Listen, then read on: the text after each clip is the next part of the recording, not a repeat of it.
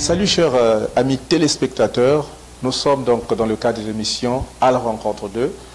Ce jour est spécial parce que nous allons rencontrer deux invités, un principal et son associé, donc son partenaire. Il s'agit donc de Mali Kassi, le poète et éditeur, qui sera accompagné de poète Huper Malanda. En tout cas, sans plus tarder, nous allons rentrer dans le vif du sujet parce que les éditions Plus sont sur le marché depuis 2013. Ils ont déjà une quinzaine de publications. Nous allons décortiquer quelques-unes et aussi les découvrir parce que vous qui nous regardez maintenant, vous avez certainement des manuscrits que vous voulez éditer, publier. Alors, l'opportunité vous est offerte de pouvoir découvrir les éditions Plus. Sans plus tarder, à la rencontre de Mali Kassi et Huper Malanda. Alors, bonjour Mali Kassi. Bonjour. Nous sommes très heureux de vous retrouver dans le cadre de l'émission À la rencontre d'eux, c'est Congo Culture Télévision. Avant de commencer, on aimerait d'abord vous poser la question, vous-même, est-ce que vous pouvez vous présenter aux téléspectateurs de Congo Culture Télévision? Qui est Mali Kassi? Merci beaucoup. Déjà, je souhaiterais vous remercier pour cette invitation.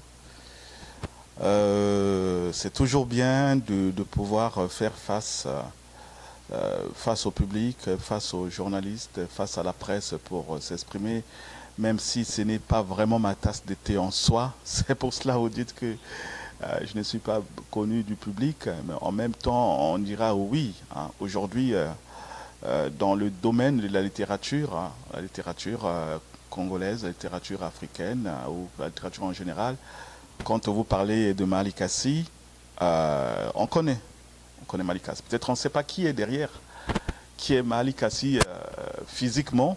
Il y a même certaines personnes qui me prennent pour une femme, d'autres pour un Coréen ou un Anglais ou un Asiatique, peu importe. Mais ce qui nous intéresse aujourd'hui, c'est cet objectif qu'on s'est fixé, c'est celui de mener le combat pour la littérature. Maintenant, je reviens à votre question.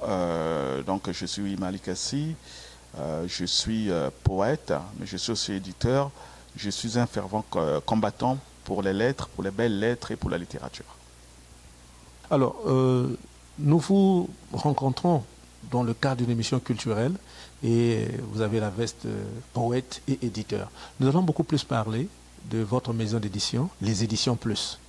Depuis quand existe cette maison d'édition et quels sont les objectifs que vous visez en créant cette maison d'édition qui, je vous le rappelle, est une maison de trop parce que sur la place, il y en a quand même assez. Et quelle est la particularité des éditions Plus? Merci beaucoup pour cette question. Je ne pense pas qu'il y ait une maison d'édition de trop. C'est pas possible. Il y a énormément des personnes qui veulent publier. Il y en a d'autres qui ont envie de publier. Hein. Sur la place de Paris, combien y a-t-il de maisons d'édition?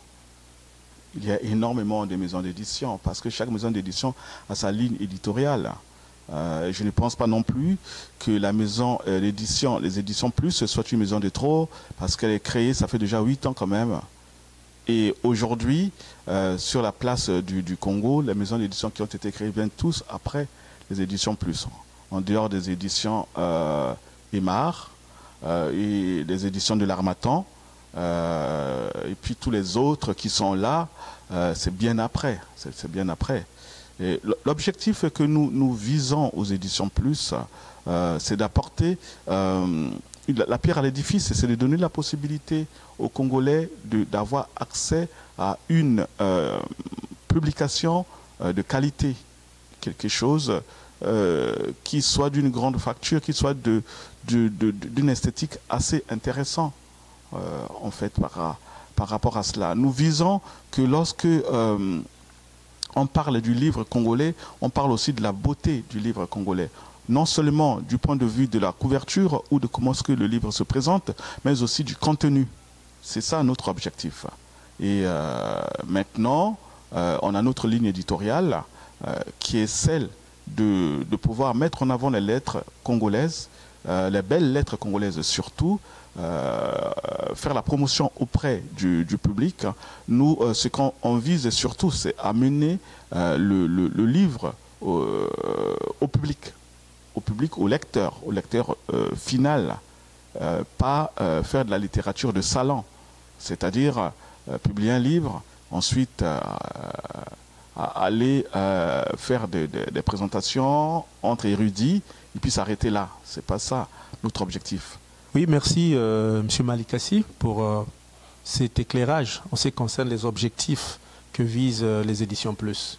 Alors, je suis un peu curieux de voir que la maison des éditions Plus, créée en 2013, il y a 8 ans, a à peine une quinzaine de publications sur le marché.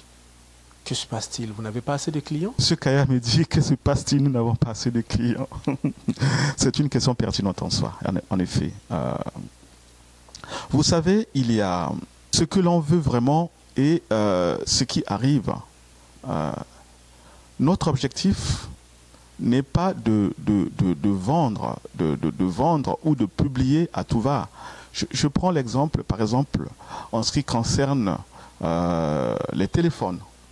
Aujourd'hui, nous avons des iPhones, nous avons des Android et nous avons donc des phones Windows. Apple a pris la décision de vendre ces téléphones hyper chers. Et c'est de bonne qualité, n'est-ce pas? Et le nombre de téléphones vendus, même si Samsung et autres ont des téléphones qui sont beaucoup vendus, mais Apple, une fois quand on a un téléphone Apple, hein, le iPhone, par exemple le tout dernier, le 12, qui coûte hyper cher, mais les gens vont y acheter parce que c'est de la qualité. Nous, on vise plutôt la qualité en soi et l'esthétique, on vise la qualité. On a énormément de manuscrits que l'on reçoit. On en reçoit, alors laissez-moi vous dire, peut-être par semaine, une vingtaine, une trentaine de manuscrits. Mais on en retient, par exemple, à la fin du mois, après le comité de lecture, un manuscrit ou pas du tout. Il nous est arrivé, par exemple, les derniers livres qui ont été publiés, Petit poème triste, hein, par exemple, qui est publié récemment. Nous avons reçu le manuscrit depuis 2019. On vient à peine de le publier. Au début 21. Et notre travail est celui de, quand on reçoit les manuscrits, alors il y a 3 qualités de manuscrits que nous recevons. Hein. On fait 3. Il y a ceux qui sont complètement nuls. Ça existe aussi. Donc on dit à l'auteur, on ne peut pas vous publier. Ceux qui ont des potentialités, alors on commence à travailler ensemble, soit avec un coach littéraire, d'abord dans un premier temps pour pouvoir déblayer un peu le terrain, voir ce qu'il en est, ce que ça peut ressortir si on enlève toute la saleté qu'il y a autour. Et il y a des manuscrits qui sont bons. Cela nous nécessite moins de travail et se publie rapidement. En tout cas, pour la catégorie de ceux qui ont des potentialités, on travaille, on prend le temps de travailler. On n'est pas pressé, hein, on n'est pas du tout pressé du tout pour pouvoir publier. Nous, notre objectif n'est pas d'avoir 100 000 livres publiés, mais on a besoin de publier au moins un seul livre, un bon livre même, dans l'année. Ça nous fait plaisir. On ne court pas après les publications de livres. Voilà pourquoi nous avons qu'une quinzaine de livres publiés en 8 années d'existence. Et quand vous voyez les livres que nous avons publiés, écoutez, c'est des livres de qualité. Alors, les auteurs sont bons, le contenu est très bon et on est fiers de cela. On peut fièrement aller, présenter ce livre et dire voilà ce qu'on a fait, et c'est de la fierté de notre maison d'édition. Alors, Monsieur Hyper Malanda, vous qui êtes partenaire des éditions Plus, qui avez cette grande responsabilité de participer au comité de relecture, de correction et autres, est-ce que vous avez un mot à ajouter sur le rapport au ratio entre le nombre de publications et la durée d'existence des éditions Plus? Oui, merci monsieur le journaliste. Je suis Hyper Malanda, poète. Au sujet du ratio des publications des éditions Plus, il faut avouer que les éditions Plus se sont imposées une rigueur. La rigueur qui va dans le sens des précurseurs en la matière, les Gallimard, les Grasset, les éditions du Seuil, Actes Sud, qui sont dans la rigueur. Le travail de l'éditeur n'est pas un travail toujours aisé. Il faut recevoir un manuscrit, il faut relire. C'est là qu'on le relit, on peut le juger nul. On met carrément l'écart. On peut dire qu'il ressemble à quelque chose. Bon, il faut rediscuter avec l'auteur pour dire, bon, à tel endroit, retravaillez ce chapitre ici, nous vous suggérons cela. Sinon, il est bon, eh bien, il est bon. Donc, s'il faut céder à la pression de la demande de la jeunesse africaine qui veut tout de suite publier, une jeunesse qui généralement n'a pas le temps de mûrir son œuvre.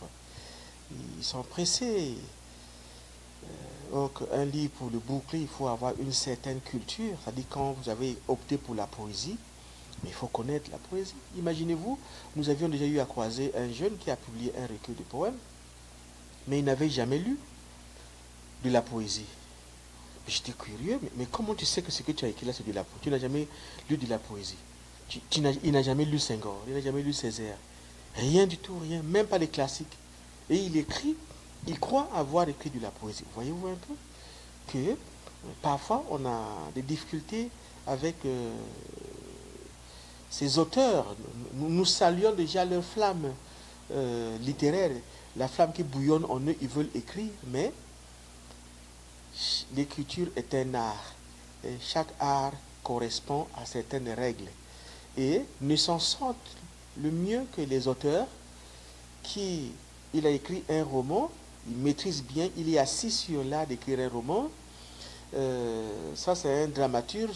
Vous sentez qu'il est assis sur l'écriture dramaturgique et vous avez proposé un recueil de poèmes. Il faut être assis sur les règles de construction d'un poème. Vous voyez, donc, quand les éditions plus reçoivent autant de manuscrits, mais qui malheureusement, quand ça ne tient pas, elle est obligée d'écarter. Et elle a opté pour ne pas courir, faire de la quantité pour de la quantité. Il faut publier des livres qui ont de la qualité, des livres qui vont traverser le temps. Merci bien, M. Hubert Malanda. Je pense que les téléspectateurs sont éclairés sur cet aspect, la qualité avant tout. Et parlant justement de la qualité, M. Malekassi, vous avez organisé un déjeuner littéraire. C'était le samedi 29 mai à Brazzaville, au restaurant Miam. 5 publications ont été présentées. Et l'une d'elles nous a attiré l'attention, c'est Nos enfances. C'est un recueil de poèmes écrit par des jeunes, des lycéens. Comment est-ce que ce projet vous est parvenu? Est-ce que vous pouvez nous dire un peu ce qui a concouru à la sortie de ce projet? Parce que vous parlez là de la rigueur dans l'écriture, mais vous avez quand même édité un travail fait par des jeunes amateurs. Est-ce que vous pouvez nous éclairer sur ce point? Je dirais simplement, pour commencer, aux âmes bien nées, la valeur n'attend point le nombre d'années. Effectivement. Mon collègue, tout à l'heure, parlait de la rigueur de l'écriture, de maîtriser l'outil de l'écriture, que ce soit de la poésie ou de ce qui suit, c'est bien vrai. Mais il y a aussi certaines personnes qui ont des prédispositions, déjà, qui ont des...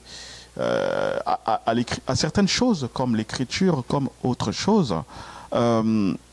Dans ce recueil Nos enfances, qui ont été publiés donc en partenariat avec le complexe scolaire Camara Lai, il y a eu 7 jeunes qui sont âgés entre 13 et 17 ans, qui ont écrit ce recueil. Mais combien de temps ça a pris pour en arriver là? Mais combien ont écrit?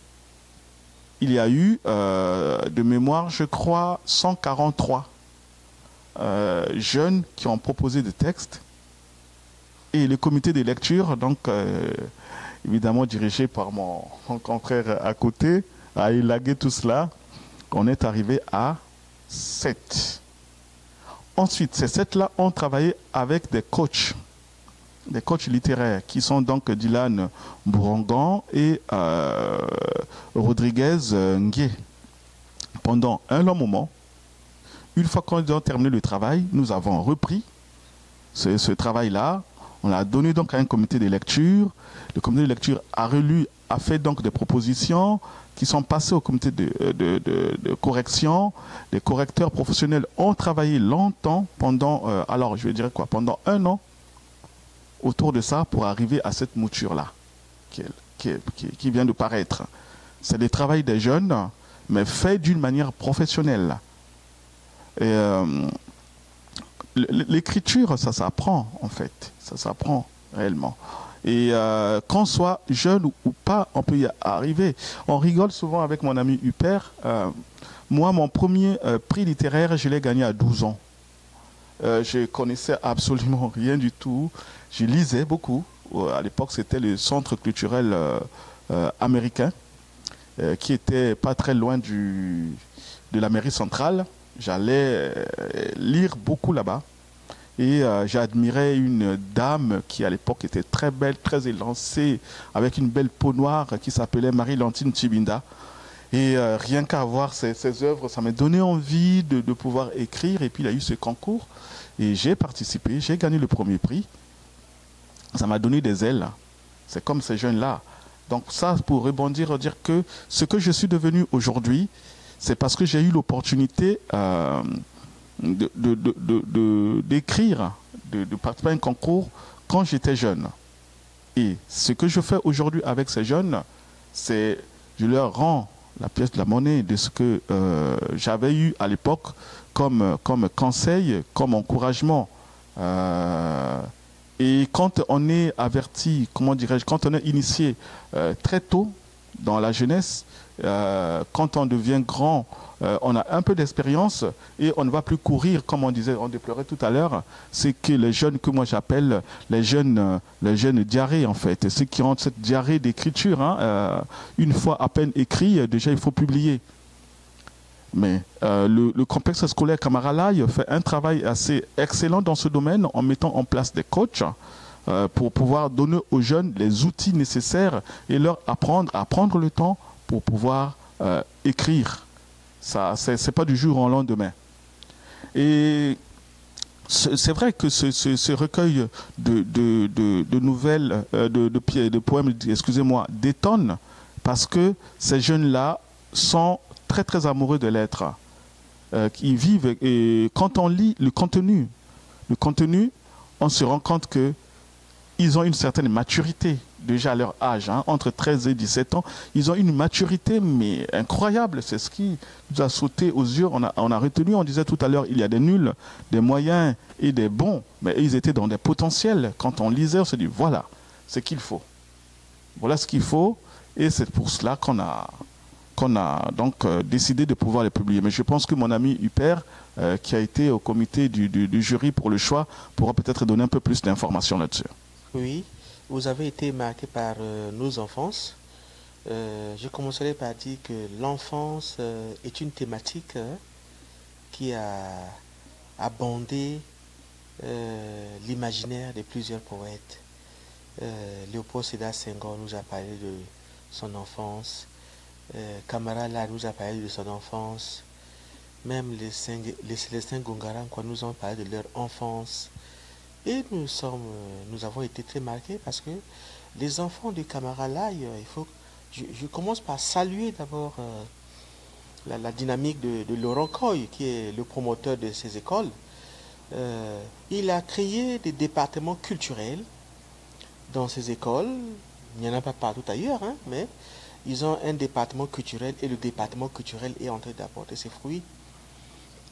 Du point de vue de bénéficiant de notre partenariat, on essaie de regarder, on organise des concours de poésie et quand on a organisé un concours, bon, les enfants sont enthousiastes et puis bon, voilà.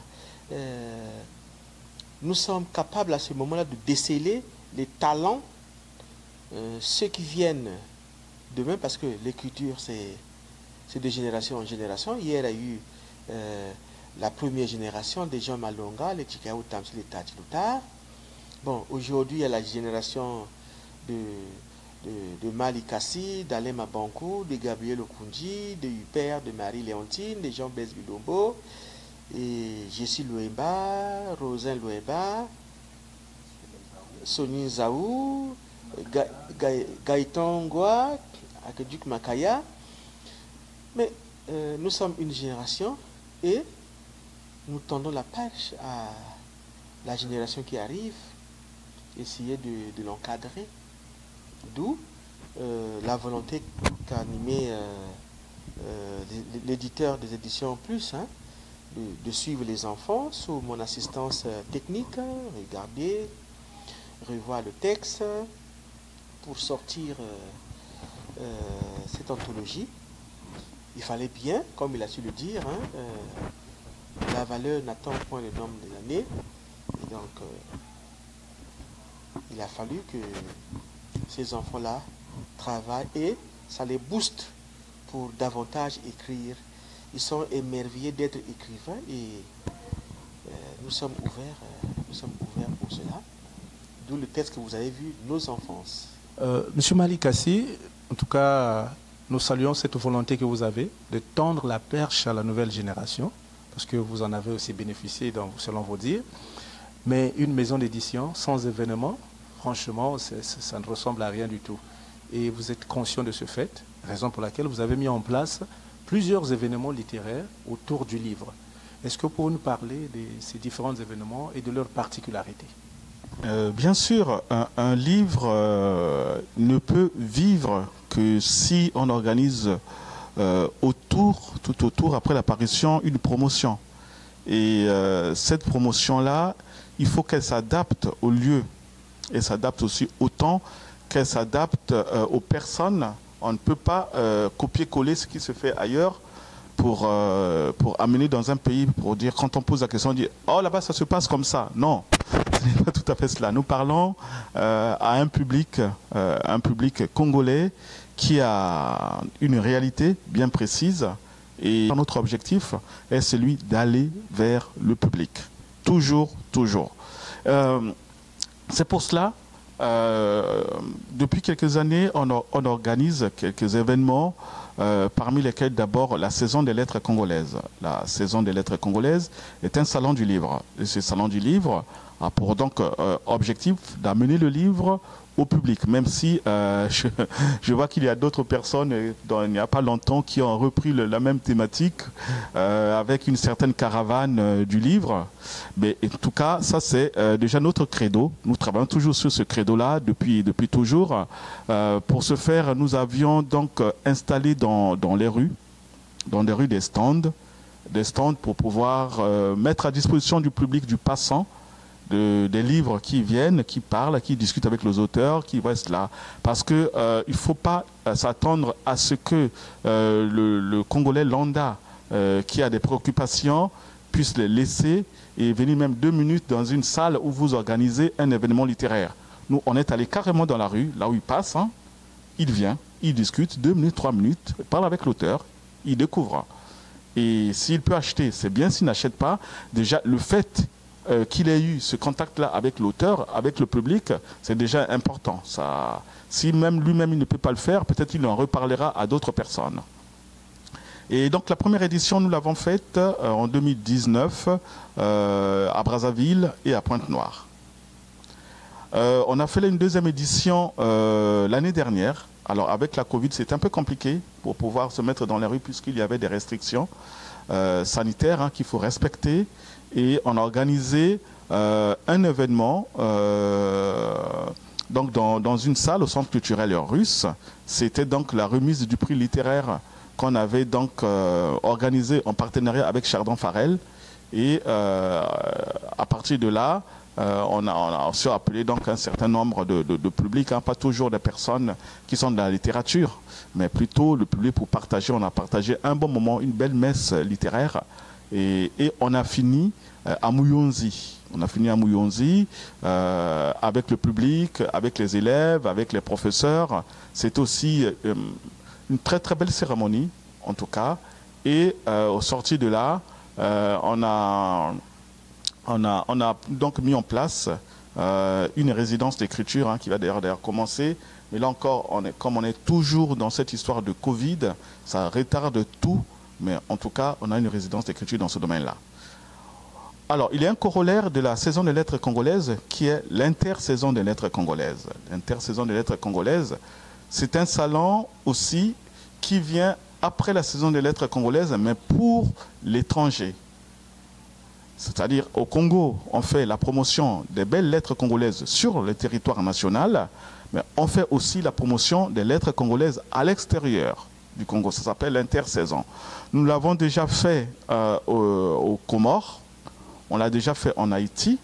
L'année dernière et cette année, on devait le faire en Guadeloupe. On ne l'a pas fait à cause donc, du confinement, du reconfinement, et que c'est très dangereux de pouvoir y aller comme ça. Et c'est pour ça qu'on s'est arrêté là et on reprojette de le refaire l'année prochaine. Alors, les pays, beaucoup de gens me demandent pourquoi est-ce que vous n'allez pas faire ça dans des pays développés, connus, pour faire ça. Non, moi, mon objectif avec donc l'équipe de l'intersaison, c'est de faire, comment dire ça, de bâtir des ponts entre la culture congolaise et les pays qui sont de la descendance africaine, en fait, qui sont les descendants des esclaves en majorité qui sont venus du Congo. Bon, on parle du Congo avec un grand K, hein, le royaume Congo, parce que les pays comme Haïti, comme la Guadeloupe, quand on s'y rend, on se rend compte que ce sont nos frères, nos sœurs, nos tantes. C'est exactement comme ça le faciès. Hein. Il y a certains qui portent même des noms encore congolais. Hein. Je ne vais pas m'étendre là-dessus, mais c'est ça. C'est ramener cette culture, notre belle lettre, et échanger avec nos parents qui sont partis au-delà donc des mers, et pour qu'ils puissent aussi voir ce qu'est devenu la littérature congolaise, hein, parce qu'ils sont là-bas. Et ils sont toujours émerveillés quand ils nous reçoivent. Hein, c'est de la folie. Hein.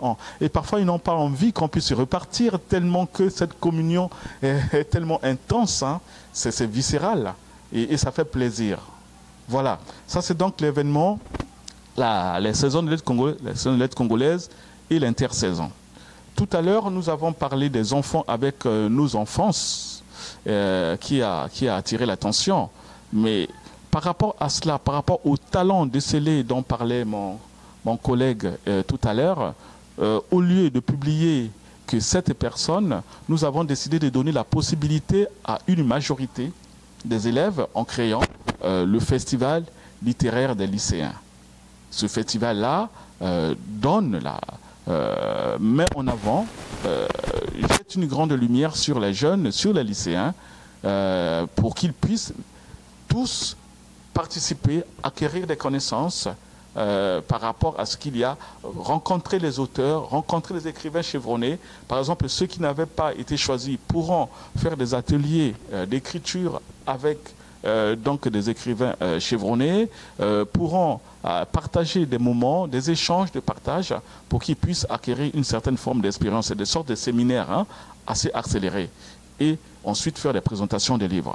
Donc la première édition est pour cette année. Donc elle est prévue le 12 mai.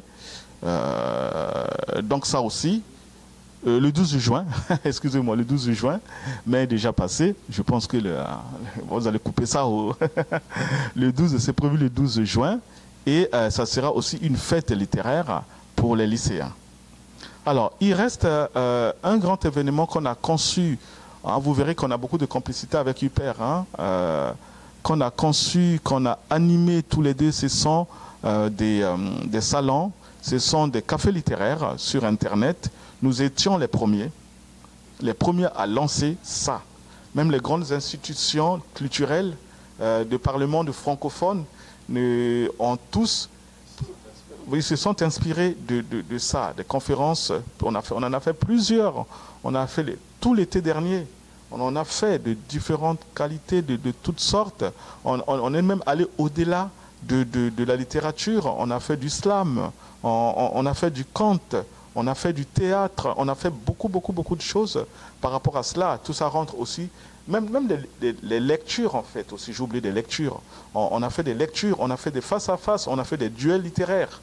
Donc maintenant, il semblerait qu'on m'appelle Monsieur Visioconférence, à telle sorte que le roi de la visioconférence, voilà, Covid oblige, le roi de la vidéoconférence. Mais bon, en tout cas, ça a fait des émules, là, ça a fait plein de choses.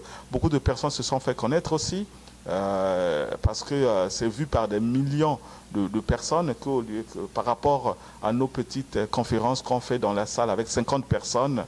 Mais là, il y a eu beaucoup de personnes qui ont eu du succès. Certains m'appellent pour me dire « Oh là là, ça fait 6 mois que j'ai fait ma conférence, on m'appelle encore aujourd'hui pour dire que qu'est-ce qu'il en est ». C'est ça aussi la beauté des choses. Et, il faut reconnaître que les éditions plus... parmi les éditeurs ont innové. Donc en 2020, nous étions en plein confinement. Donc le Congo enfermé, la France également. Le monde était verrouillé. Mais il y avait le message culturel à faire passer. On a annulé le Salon du livre de Paris, le Salon du livre de Genève. Toutes les activités littéraires sur le plan international étaient annulées. Et il a eu l'initiative, comme il est ingénieur informaticien, et donc il a initié une table ronde. Et dans un premier temps, je ne comprenais pas, mais comment ça va se passer? Mais non, en visioconférence, mais comment? Après, on verra un lien. J'étais très émerveillé de vivre cette expérience. Moi, je suis le modérateur, je suis au Congo. Lui, il est en France. Et on va tenir une conférence, une table ronde en visioconférence sur une thématique précise. C'était les écrivains pensent le rôle de l'écrivain dans post-Covid, voilà. Et on avait choisi, il y avait des intervenants au niveau du Mali, au niveau de la Côte d'Ivoire, au niveau des Comores, et voilà, et en direct. Et ça passait en direct avec beaucoup de vues sur Facebook. Donc ça a été... il a initié la première, il a initié la deuxième. Donc c'était d'abord l'Afrique centrale, ensuite l'Afrique de l'Ouest, et puis bon, l'Afrique de l'Est. Et le dernier qui a tenu compte de tous les continents. Donc on avait impliqué les Caraïbes sur des thématiques précises. Et c'était merveilleux, c'était merveilleux. Faire passer le message, faire passer la parole de l'écrivain en plein enfermement du monde. Et ça a été vraiment un grand atout. Et voilà. Oui, le Covid n'a pas pu arrêter la parole des écrivains. Alors, Monsieur Hyper Malanda, vous qui êtes partenaire des Éditions Plus, vous êtes au cœur même des projets de cette institution. Jusqu'où peut aller les Éditions Plus? Est-ce qu'il y a des projets à court, moyen et long terme que vous pouvez partager aux téléspectateurs de Congo Culture Télévision? Merci. Les Éditions Plus entretiennent beaucoup de projets. C'est une maison d'édition qui rentre dans le cadre des innovations. Parce que vous savez, en Afrique, nous avons une culture assez déficiente. Vous savez que sur 100 livres qu'on publie dans le monde, sur 100 livres, l'Afrique ne publie que 2%. Donc c'est pour dire l'absence quasi criarde du livre africain sur le plan mondial. Et donc les Éditions Plus viennent comme pour mettre sa main dans la pâte pour essayer de remonter où la culture congolaise, la culture africaine, la culture universelle. Parce que ce n'est pas une maison strictement congolaise qui ne publie que les Congolais, non. Universelle, avec certainement une particularité plus accentuée sur le livre africain. Donc, il y a ça. Et en plus, il y a eu des innovations qui ont été certes bloquées par le coronavirus, ce diable irascible qui est sur notre corps. Voilà. qu'on tient toujours à combattre, mais il y a autant de projets, il y a même des projets qui ont connu un coup. En Haïti, il y avait une activité en Guadeloupe. Malikassi a tenu à faire le rapprochement des villes. Vous savez que la plupart des esclaves, des Guadeloupéens sont des esclaves sortis du royaume Congo avec grand K. Évidemment, on a des Congolais en Guadeloupe, on a des Congolais en Haïti, et il y a aussi des Congolais dans la Louisiane. Hein, là-bas, il y a même un monument qu'on appelle Congo Square en Louisiane. Donc, les Noirs de la Louisiane aux États-Unis sont pour la plupart sortis du royaume Congo. Et donc, lui, à travers ses multiples voyages, il est parti détecter ce trésor, ce patrimoine nôtre qu'on ne parlait pas. Et donc, parmi les projets, les éditions Plus, à travers la personne de Malikassi, sont en train de se déployer pour un jumelage culturel entre les villes de Basse-Terre, qui est la capitale de la Guadeloupe, et la ville de Pointe-Noire. Essayer de créer des partenariats. Il faudra pour cela discuter avec l'autorité municipale au niveau de Pointe-Noire. Là-bas, c'est déjà fait, ce n'est qu'à notre niveau que ça a pris un peu du retard. Donc, nous avons manqué d'assurer ce jumelage en cette année 2021, et ça fait partie du projet 2022 pour que ça se tienne. Vous savez qu'il y a un festival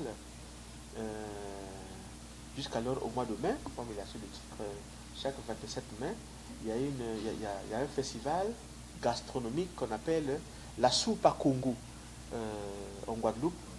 Donc ce serait l'occasion de voilà, coïncider ça, faire connaître ces valeurs. Il faut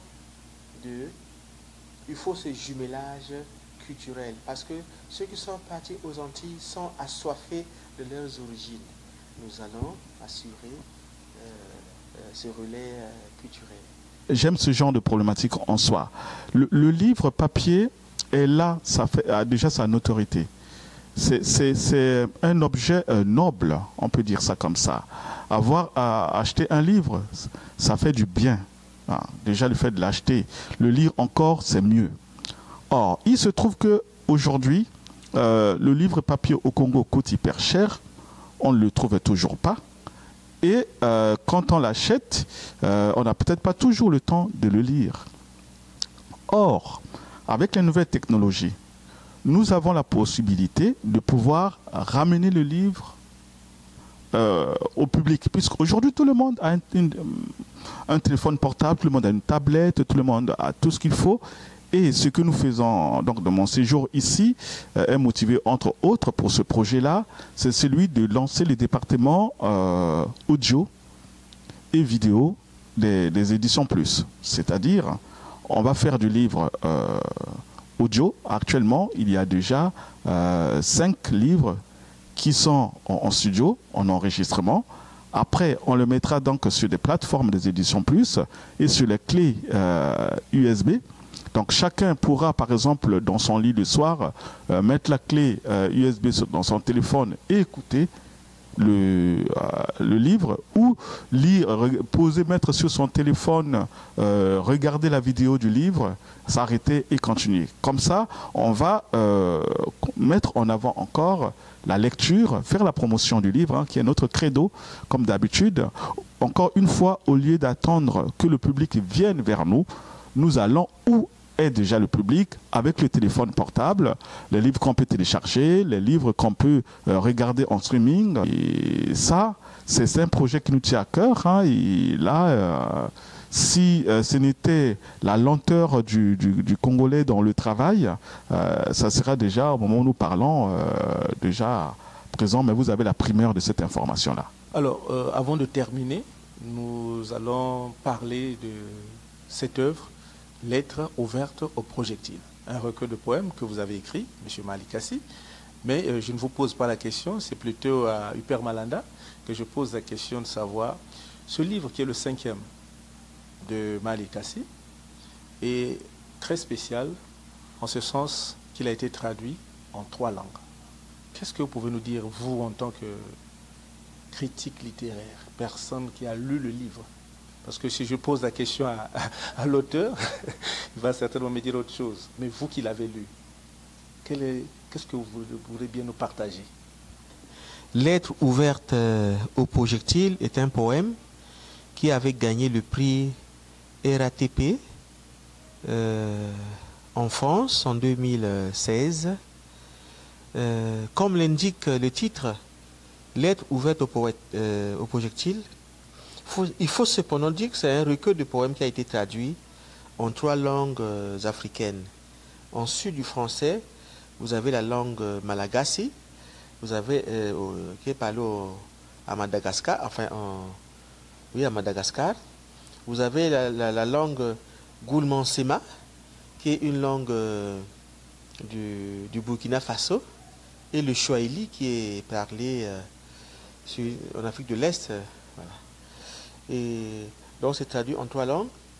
Lettre ouverte au projectile, c'est le poète. Vous voyez bien le projectile, le munition, le désastre qu'il est en train de faire. On peut dire que c'est peut-être l'une des inventions les plus honteuses de notre civilisation, le projectile. Pourquoi? Mais ce n'est pas pour abattre des animaux. Encore que même les animaux aujourd'hui deviennent protégés. Il y a des espèces qui sont protégées. Mais le projectile est en train de décimer les peuples. Vous n'avez qu'à voir ce qui se passe au Kivu. Voilà un génocide. Le Kivu est dans un génocide solitaire, un génocide à huis clos. Personne n'en parle. Mais c'est le plus grand génocide du XXe siècle qui traverse le XXIe siècle. 3 décennies déjà, avec aujourd'hui plus de 6 millions de morts. Je me souviens quand le président Kabila parlait de 6 millions de morts, il y a 8 ans de cela. Donc aujourd'hui, on est parti à plus de 7 millions de morts de Kivu à cause du projectile. Et tout récemment, vous voyez, la prolifération ça et là de la violence. Vous l'avez au Mali avec AQMI, vous l'avez au Nigeria, Tchad, avec Boko Haram. Vous l'avez de temps en temps en Somalie, en Érythrée, en Éthiopie, un peu partout. Et dans tous les continents, la violence. La Palestine, il n'y a pas très longtemps. Donc, Afghanistan, la Syrie, un peu partout, c'est l'homme est en train de faire dialoguer le projectile. Le projectile tue, le projectile décime des peuples. Et le poète Malikassi s'est permis, dans son imaginaire, d'interroger le projectile. Celui qui rentre dans le corps. Le poète invoque même le projectile, que là où tu es rentré dans le corps, ressort encore. Va-t'en. Parce que quand le projectile rentre, et quand ça sort de l'autre côté, c'est brillant, c'est un truc brillant. Autant mieux que le poète invite le projectile de ressortir. Il interroge. Pourquoi tu fais tant de désastres? À cause de toi, tu as convoqué le monde aux pleurs. À cause de toi, le monde est devenu une mer de larmes. À cause de toi, le deuil. À cause de toi, à cause de toi. Mais la mort, c'est le symbole de la pauvreté. Là où on meurt, on ne peut plus se développer. Parce que ce sont des lumières. Chaque être humain qui meurt est une étoile qui s'éteint dans le ciel de l'espérance, dans le ciel du développement, dans le ciel du progrès de l'homme, le progrès humain. Or, le poète, à travers ce poème, participe au projet humain de tolérance, le projet humain de paix, le projet humain d'humanisme. Il interroge le projectile. Il faut dire non. Il faut dire halte à la guerre. Voilà, résumé succinctement, lettre ouverte au projectile du poète Malikassi. Ceux qui ont déjà eu le livre sous les mains me demandent sur la disposition du texte, pourquoi avoir mis le texte au-dessus et tout le bas, c'est un vide. Évidemment, ce vide-là, ce sont les dégâts que vient d'évoquer mon collègue. Donc, poétiquement parlant, allégouriquement parlant, ça veut dire que quand le projectile tombe, ça fait le vide autour. Voilà, c'est simplement ça la symbolique de cette disposition. Nous sommes très heureux de vous avoir rencontré et d'avoir discuté avec vous sur d'abord les éditions Plus, ce que vous entretenez comme activité et les projets à venir. À présent, l'heure est venue de conclure cet entretien. À vous revient donc le dernier mot. À qui vous l'adressez et pourquoi? Merci beaucoup. Je tiens déjà à vous remercier pour cette invitation, pour cette rencontre si riche. Si riche en discussion, mais aussi en émotion, parce que certaines choses que j'ai dites, qu'on a dites, parfois on les pense au fond de soi, après ça ressort, on se dit oui, c'est ça, on vit ça, absolument. Donc c'est très bien. J'espère que cet entretien va aider un certain nombre de personnes qui demandent toujours pourquoi les éditions Plus ne publient pas beaucoup, à comprendre pourquoi nous ne publions pas beaucoup, nous ne courons pas après l'argent, nous ne courons pas après les publications, nous courons après la qualité. Mon dernier mot va s'adresser aux jeunes. En fait, on n'est pas jaloux de vous, parce que certains jeunes, quand on leur prodigue des conseils, ils disent « Ah, ces doyens-là sont jaloux parce que nous écrivons beaucoup, ils ne savent pas beaucoup écrire et qu'ils ne veulent pas. » La majorité des jeunes qui m'approchent, je leur dis toujours, prenez le temps de mûrir, prenez le temps d'écrire, prenez le temps de... et après quelques temps, j'entends, ils disent, ah oui, il y a un qui vient vers moi me dire, oui, tu as dit ça, c'est un tel, ben, écoute, il semblerait que tu sois jaloux de lui. Bon, d'accord, oui, peut-être je suis jaloux, mais en tout cas, quoi qu'il en soit, c'est un conseil gratuit, prenez le temps d'écrire, prenez le temps de lire, prenez le temps de mûrir vos textes. Ne soyez pas pressés. Ça ne va pas s'arrêter là. Même si vous ne publiez pas maintenant, vous publierez plus tard. N'est-ce pas? Je disais tout à l'heure au départ que moi j'ai publié mon premier livre. Enfin, j'ai gagné le premier prix à 12 ans, mais j'ai publié mon premier livre en 2016. Le voyage itératif. J'ai pris le temps de pouvoir le faire. Et pourtant, j'avais des opportunités avant de pouvoir le faire. Je ne voulais pas. J'ai participé à plusieurs concours, j'ai gagné plusieurs prix aux États-Unis, en France et ailleurs, mais je ne voulais pas publier de livre parce que je me disais que je n'étais pas encore vraiment prêt. Les concours m'ont servi de tremplin pour pouvoir peaufiner mon écriture, pour être au sommet, pour être sûr. Et le jour que j'étais sûr, en disant mon livre que je vais publier, ça va épater les gens. Et dès que j'ai publié le premier livre, je suis rentré dans le monde de la littérature et je suis toujours là, n'est-ce pas? Je ne suis pas parti. Et pourtant, certains de nos jeunes qui publient tout le temps, ils ne sont même pas là. En fait, on ne les voit pas en fait. On ne voit pas parce que c'est cette qualité-là qui manque. Ça ne sert pas de publier 100 000 livres. Il faut en publier 1 ou 2, mais qui sont bien, n'est-ce pas? Qui transcendent la passion, qui vous prennent aux tripes et qui donnent envie de lire. Voilà, c'est tout ce que j'avais à dire comme dernier mot. Merci encore pour cette opportunité. Les conseils aux jeunes.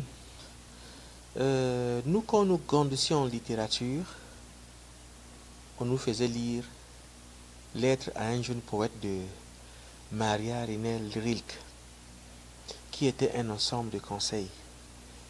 Nous leur renvoyons ce livre-là aussi.